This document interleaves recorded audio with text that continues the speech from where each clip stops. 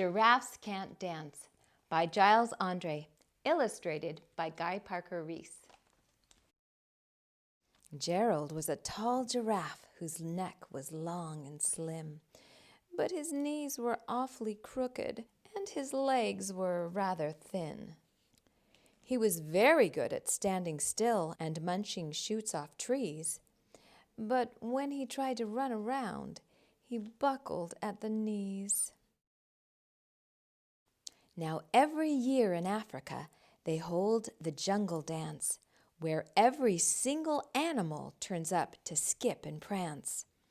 And this year, when the day arrived, poor Gerald felt so sad, because when it came to dancing, he was really very bad. The warthogs started waltzing, and the rhinos rocked and rolled. The lions danced a tango that was elegant and bold. The chimps all did a cha-cha with a very Latin feel, and 8 baboons then teamed up for a splendid Scottish reel. Gerald swallowed bravely as he walked toward the floor. But the lions saw him coming, and they soon began to roar. "Hey, look at clumsy Gerald," the animals all sneered. "Giraffes can't dance, you silly fool. Oh, Gerald, you're so weird." Gerald simply froze up. He was rooted to the spot. "They're right," he thought. "I'm useless. Oh, I feel like such a clot." So he crept off from the dance floor and he started walking home. He'd never felt so sad before, so sad and so alone. Then he found a little clearing and he looked up at the sky. "The moon can be so beautiful," he whispered with a sigh. "Excuse me," coughed a cricket who'd seen Gerald earlier on. "But sometimes when you're different, you just need a different song. Listen to the swaying grass and listen to the trees.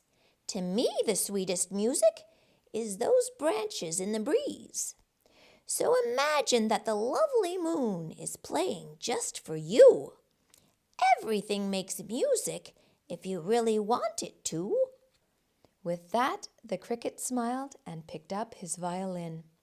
Then Gerald felt his body do the most amazing thing. His hooves had started shuffling, making circles on the ground. His neck was gently swaying, and his tail was swishing round. He threw his arms out sideways and he swung them everywhere. Then he did a backward somersault and leapt up in the air. Gerald felt so wonderful. His mouth was open wide. "I am dancing! Yes, I'm dancing! I am dancing!" Gerald cried. Then one by one each animal who'd been there at the dance arrived while Gerald boogied on and watched him, quite entranced. They shouted, "It's a miracle! We must be in a dream! Gerald's the best dancer that we've ever seen." "How did you learn to dance like that? Please, Gerald, tell us how." But Gerald simply twirled around and finished with a bow. Then he raised his head and looked up at the moon and stars above. "We all can dance," he said, "when we find music that we love."